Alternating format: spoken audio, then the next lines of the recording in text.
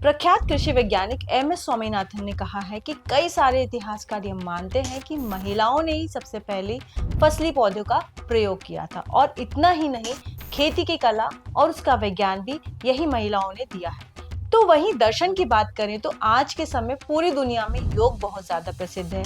ऐसा माना जाता है कि यह योग जिस दर्शन से बना है वह सांख्य दर्शन है और यह सांख्य दर्शन भी महिलाओं के द्वारा बनाया गया है। लखनऊ विश्वविद्यालय के प्राचीन भारतीय इतिहास विभाग के प्रोफेसर डॉक्टर अनिल कुमार बताते हैं कि हड़प्पा सभ्यता में खुदाई के दौरान वहां पर ऐसी कई सारी मूर्तियां मिली हैं जो कि महिलाओं को दिखाती हैं और यहाँ पर यह मूर्तियां उन्हें मातृत्व देवी के रूप में दर्शाती हैं। इतिहासकारों का मानना है कि हड़प्पा मातृ प्रधान समाज था और यहाँ पर स्त्रियों का बहुत महत्व था। हिंदू धर्म का विरोध करने वाले लोग हिंदू धर्म को महिला विरोधी धर्म बताते हैं। उनका कहना है कि यहाँ पर महिलाओं को हमेशा दबाकर रखा गया है, लेकिन आज हम आपको इस वीडियो के माध्यम से बता देंगे कि हमारी परंपराओं में स्त्रियों का कितना महत्व था।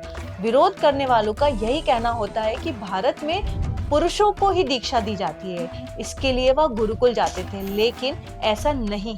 हमारे प्राचीन धर्म ग्रंथ में पौराणिक काल की कई सारी विदुषियों का उल्लेख मिलता है और यह विदुषी इतनी ज्ञानी थी कि बड़े बड़े विद्वान भी इनके आगे नतमस्तक हो गए। अगर हम सभी विदुषियों के बारे में आपको बताना शुरू करेंगे तो यह वीडियो शायद कभी खत्म ही ना हो, इसलिए उनमें से कुछ विदुषियों के बारे में हम इस वीडियो में आपको बताएंगे। विदुषी शब्द का अर्थ होता है वह स्त्री जो कि बहुत ज्ञानवान हो, और जब भी हम भारत के इतिहास में विदुषियों के नाम को ढूंढने की कोशिश करेंगे तो हमें सबसे पहला नाम मिलेगा विदुषी गार्गिका।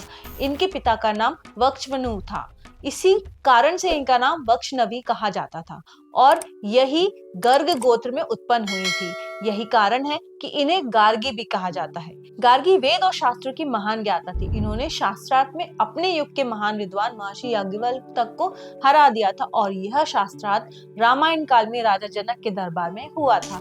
इन्हीं के इस शास्त्रार्थ में प्रश्न उत्तरों को ही आज के समय बृहदारण्यक उपनिषद कहा जाता है और गार्गी ने वेदों को व्यास में रखने में बहुत महत्वपूर्ण भूमिका निभाई थी। वीडियो में आगे बढ़ने से पहले हम आपको बता देना चाहते हैं कि अब YouTube का एल्गोरिदम इस तरह से काम करता है कि अगर आप यह वीडियो लाइक करेंगे, शेयर करेंगे और कमेंट करेंगे तो ही यह वीडियो YouTube और भी लोगों तक पहुंचाएगा, नहीं तो यह वीडियो YouTube पर ज्यादा लोगों तक नहीं पहुंच पाएगा। अगर आप चाहते हैं कि हमारा धार्मिक ज्ञान और हमारा इतिहास और भी लोगों तक पहुंचे तो उसके लिए आप हमारे वीडियो को लाइक करें और कमेंट करें। तो हम वीडियो में आगे बढ़ते हैं। जब विदुषियों की बात करी जाए और माँ सीता का नाम ना आए ऐसा हो ही नहीं सकता। गोस्वामी तुलसीदास जी ने जो रामचरितमानस लिखी है उनका मुख्य पात्र राम जी की पत्नी जानकी है। जानकी मतलब माता सीता सिर्फ अपनी पवित्रता के लिए नहीं जानी जाती बल्कि वह अपने ज्ञान के लिए भी बहुत प्रसिद्ध है। माँ सीता की गुरु स्वयं विदुषी गार्गी थी। सीता जी ने अपने बचपन में ही शिव धनुष को उठा लिया था। इससे पता चलता है कि वह बहुत वीर थी और सिर्फ वीर ही नहीं बल्कि वह बहुत ज्ञानी भी थी। उन्हें वेद और पुराण का बहुत अच्छा ज्ञान था। प्राचीन भारत की सबसे ज्ञानी स्त्रियों में विदुषी मैत्री का नाम भी शामिल है। यह महर्षि याज्ञवल्क्य की दूसरी पत्नी थी। महर्षि की पहली पत्नी भरद्वाज ऋषि की पुत्री कात्यायनी थी और दूसरी पत्नी मैत्री थी। वह बहुत शांत स्वभाव की थी। इन्हें अध्ययन, चिंतन और शास्त्रार्थ करने में बहुत रुचि थी। जब ऋषि याज्ञवल्क्य ने गृहस्थ आश्रम को छोड़कर वन जाने का फैसला लिया था तो मैत्री ने आत्मज्ञान की प्राप्ति के लिए पति के संग जाने का फैसला लिया था। विदुषी मैत्री ने अपनी पति के श्री चरणों में बैठकर वेदों का अध्ययन किया था, जिस तरह से आज भी पति को परमेश्वर की उपाधि दी जाती है। इसका चलन विदुषी मैत्री से ही शुरू हुआ था। विदुषी मैत्री ने कन्याओं को शिक्षा देने के लिए कई सारे गुरुकुल की स्थापना करी। इस काल में लगभग 21 विदुषियों के नाम हमको इतिहास में देखने को मिलते हैं। आपने सप्तऋषियों का नाम तो सुना ही होगा। इनमें से एक ऋषि हैं ऋषि वशिष्ठ और उनकी ही पत्नी है अरुंधति। अरुंधति एकमात्र ऐसी विदुषी हैं जो कि सप्तऋषि मंडल में ऋषि वशिष्ठ के पास दिखाई देती हैं। अगर आज भी आप किसी टेलीस्कोप में सप्तऋषि में से उस तारे को देखेंगे जिसको हम ऋषि वशिष्ठ मानते हैं तो वहां पर आपको एक नहीं बल्कि 2 तारे दिखाई देंगे और यह 2 स्टार सिस्टम है जो कि एक दूसरे के चक्कर लगाते हैं और यह चक्कर बिल्कुल उसी तरह होता है जैसे पति पत्नी शादी के समय हवन में फेरे लेते हैं। हमारे ऋषि मुनियों ने बिना किसी दूरबीन के भी यह खोज कर ली थी कि वहां पर कोई 2 स्टार सिस्टम है। भारत में एक और महान दार्शनिक नारी थी। यह नारी है महर्षि अगस्त्य की पत्नी लोपामुद्रा। लोपामुद्रा ने स्वयं ही अपनी रचना करी थी। यह भी भारतीय इतिहास की एक महान विदुषी रही है। आपने शंकराचार्य के बारे में सुना होगा। उनका एक महान ज्ञाता मंडन मिश्र के साथ में शास्त्रार्थ हुआ था। यह शास्त्रार्थ इतिहास में बहुत ज्यादा प्रसिद्ध है। इन दोनों के शास्त्रार्थ के निर्णायक के लिए भी किसी बहुत बड़े ज्ञान की आवश्यकता थी, जो कि बता सके कि दोनों में से शास्त्रार्थ कौन जीता। ऐसे में दोनों की ही सहमति से एक महान विदुषी उभय भारती का चयन किया गया।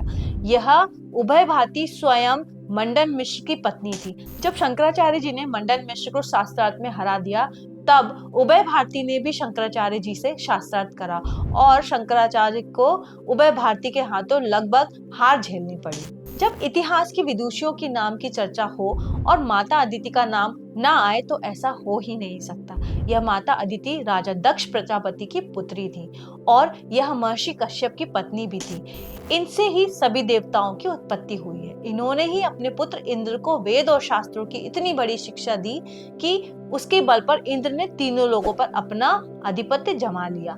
आपने 7 चिरंजीवी के बारे में सुना होगा, जो कि आज तक जीवित हैं, और इसके अलावा हमारे यहाँ 8वें चिरंजीवी के बारे में भी लिखा गया है।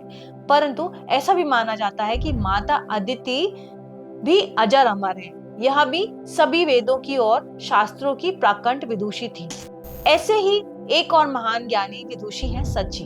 यह इंद्र की पत्नी है और इन्हें भी वेदों का प्रकांड ज्ञान है। सिर्फ इतना ही नहीं, ऐसा भी माना जाता है कि ऋग्वेद के कई सारे सूक्तों पर सची ने अनुसंधान किया है। सची ही है जिनको इंद्राणी कहा जाता है और यह ज्ञानी होने के साथ साथ महान नीतिवान भी है। इन्होंने ही अपने पति इंद्र को उनका खोया हुआ साम्राज्य और प्रतिष्ठा दोबारा दिलवाई थी। महाभारत काल में भी एक बहुत बड़ी विदुषी रही हैं, जिनको आप सभी जानते हैं, और इनका नाम है द्रौपदी। महाभारत में पांचाल देश के राजा ध्रुपद की पुत्री द्रौपदी बहुत ज्ञानवान महिला थी। द्रौपदी जितनी सुंदर थी उतनी ही वह बुद्धिमान भी थी। इसी वजह से जब भी पांचों पांडवों में किसी फैसले को लेकर चिंतित होते थे तो वह द्रौपदी के पास ही पहुंचते थे और द्रौपदी ही उनका सही मार्गदर्शन दिखाती थी। अगर हम ऋग्वेद में ढूंढने की कोशिश करते हैं तो हमको मिलता है कि वहां पर 27 ऐसी महिलाएं ऋषियां थीं, जिनके द्वारा लिखे हुए भजन उनकी सफलता और प्रगति को दर्शाते हैं। अगर इन भजन को एक समूह को हम देखें तो इन्हें जिन महिला ऋषियों ने लिखा है उनका नाम है विश्वारा और अपले। विश्वारा ने जो भजन लिखे हैं वह अग्नि को समर्पित हैं, जबकि अपले जो भजन लिखती हैं वह इंद्रदेव को समर्पित हैं। तो वहीं दूसरे समूह के भजन को जो महिला ऋषि लिखती हैं उनमें से लोपामुद्रा और शशियासी, इनको महत्वपूर्ण माना जाता है। यह भजन ब्रह्मचर्य का पालन करने के लिए पति और पत्नी के बीच के में संबंध को विस्तार से बताती है। लोपामुद्रा को ऋग्वेद में भजन संख्या 179 की रचना करने का श्रेय दिया जाता है। ऋग्वेद में अगस्त और लोपामुद्रा को मंत्र दृष्टा, मतलब जिन्होंने मंत्रों की खोज करी हो, ऐसा माना जाता है। ऐसे ही हम जब भारतीय इतिहास में खोजने जाएंगे तो हमें इतिहास में कई सारे विदेशियों के नाम मिल जाएंगे। इससे स्पष्ट हो जाता है कि इतिहास में महिलाएं भी पुरुषों की तरह बहुत ज्ञानी रही।